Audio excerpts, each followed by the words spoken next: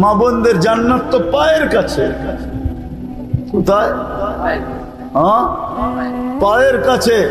একজনে মা বোনরা এসব হুজুরে প্রশ্ন করছে, হুজুর আমাকে স্বামীকে এত মানার কথা বললো আল্লাহ, কিন্তু স্বামীকে তো আমারকে মানার কথা বললো না, এটা আল্লাহ কি করলেন? তো জিজ্ঞাসা করছে আপনার বাচ্চা কয়জন, ছেলে কয়জন? আমার 4 ছেলে। কি? ওনার দুঃখ ছিল যে স্বামীকে আমার এত মানতে হবে কেন, ঠিক না? এটা ছিল কি দুঃখ, স্বামীকে এত মানতে হবে কেন, এত জমা খরচ দিতে হবে কেন, ওনার দুঃখ। তাই সব প্রশ্ন করছে যে আল্লাহ তো উল্টাটা করলো না। হুজুরে জিজ্ঞাসা করছে আপনার ছেলে কয়জন? 4 ছেলে।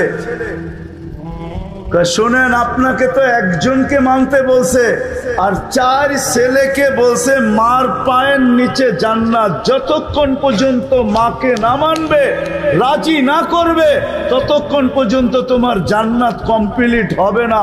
তো মর্যাদা আপনাকে বেশি দিল না পুরুষকে বেশি দিল? এখন মহিলারও প্রশ্ন করে, পুরুষরা জান্নাতে এত ডিহুর পাবে, আমরা কি পাবো, ঠিক না? নাম বললাম না, আমার মনে হয় এই প্রশ্নটা কোনো মার্কা প্রশ্ন হবে,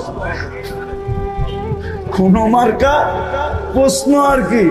নাম তো লইলাম না, জান্নাতের রানী বানায় দিবে, রানী। হুরদের চেয়ে 1 লক্ষ গুণ রূপ বেশি দিবে। কত?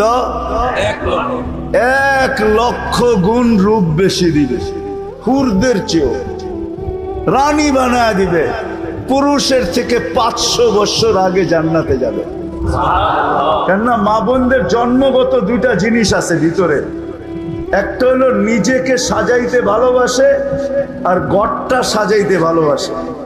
আগে আমরা ছোটবেলা দেখছি আমাদের ঘরে তো পাকা ঘর ছিল না, মাটির ছিল, ঠিক না? নাইলে চতুর্দিক দিয়ে বেড়া ছিল, এটাকে কি বলে, বিটাটা একটু উঁচা ছিল, ঠিক না? পীরা, পীরা, ঠিক না?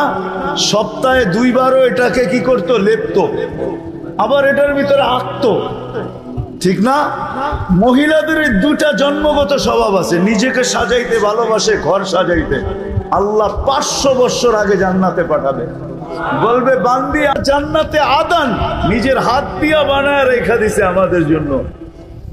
4 জিনিসে আল্লাহর কুদরতি হাত লাগছে। খালাকা আদম বিয়াদি, আদম আলাইহিস সালামকে নিজের হাত দিয়া বানাইছেন। কাতাবাত তাওরাতা বিয়াদি, তাওরাত কিতাব নিজের হাতে লেখছেন। খালাকাল কলম বিয়াদি, কলম নিজের হাত দিয়া বানাইছেন। আর